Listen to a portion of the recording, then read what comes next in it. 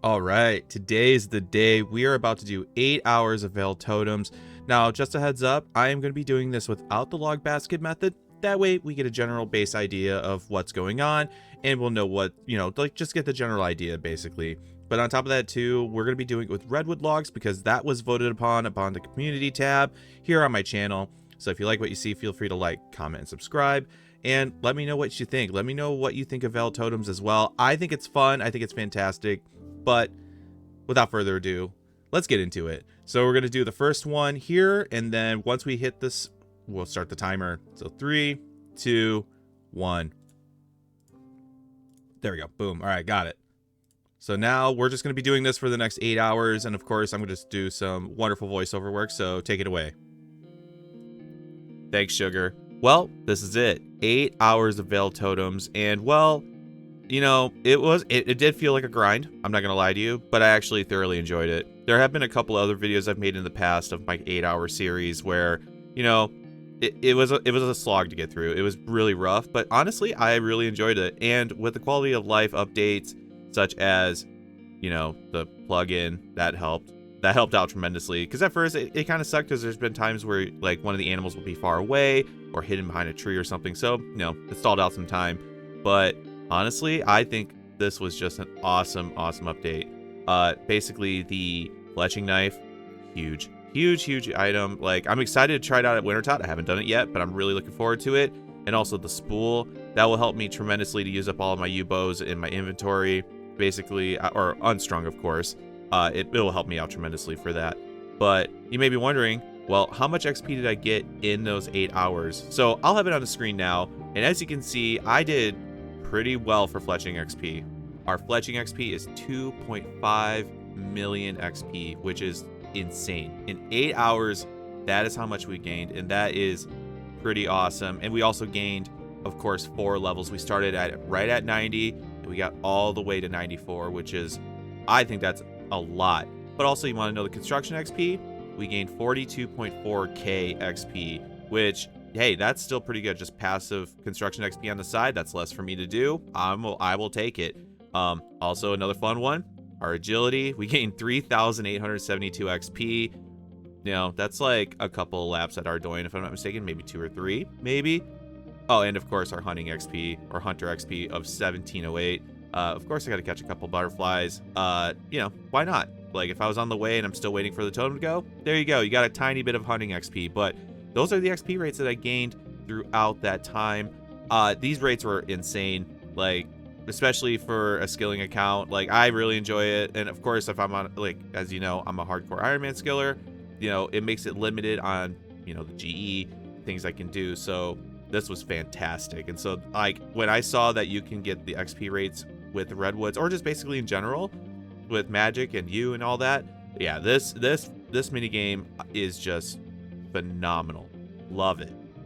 But I could just go on about it, and this is my absolute plan to get to 99 fletching on this account. But other than that, though, let's talk about the rewards when it comes to just like the spool and the fletching knife, because if you didn't watch my tutorial, which I do have a tutorial on this mini game that goes over the items that you can get, which the link is down below in the description. But anyway, the fletching knife, this is the talk of basically the game. It is a fantastic tool when it comes to just speeding up the fletching gains, and on top of that too, it speeds up your process in Wintertot, which is huge. So I haven't had the chance to play it quite yet, but I'm really curious to know what the XP rates are for that. Like, that is something that I'm like very excited to try out here in the future when I start that Wintertot grind.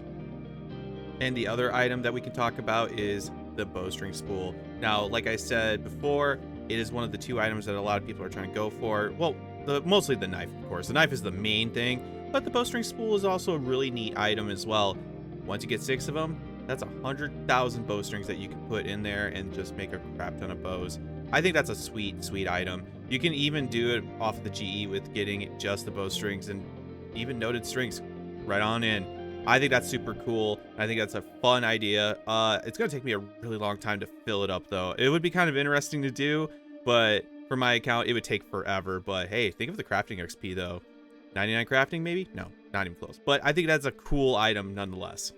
And now we are going to be finishing up our wonderful 8-hour journey with the last 10 minutes here, sped up, of course. And basically, why not throw a couple of facts in there?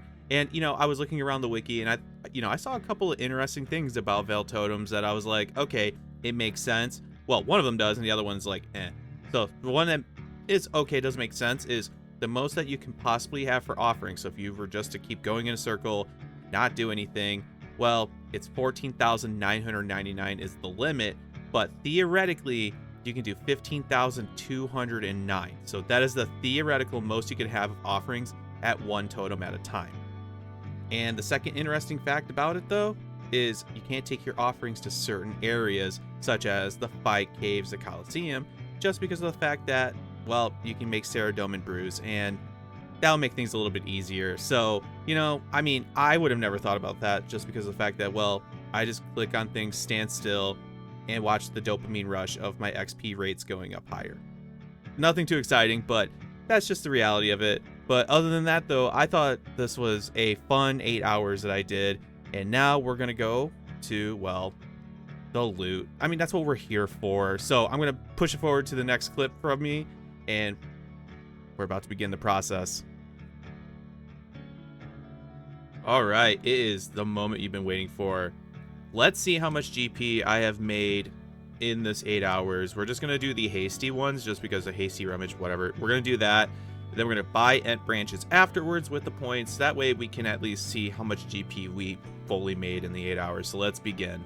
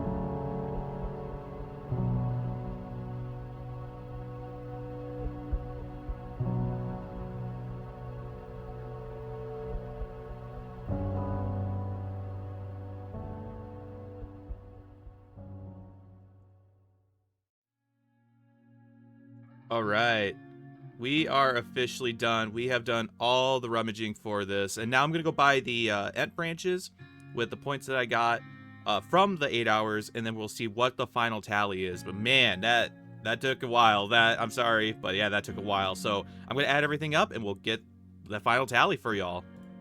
All right, now is the time for us to determine how much money we made in 8 hours.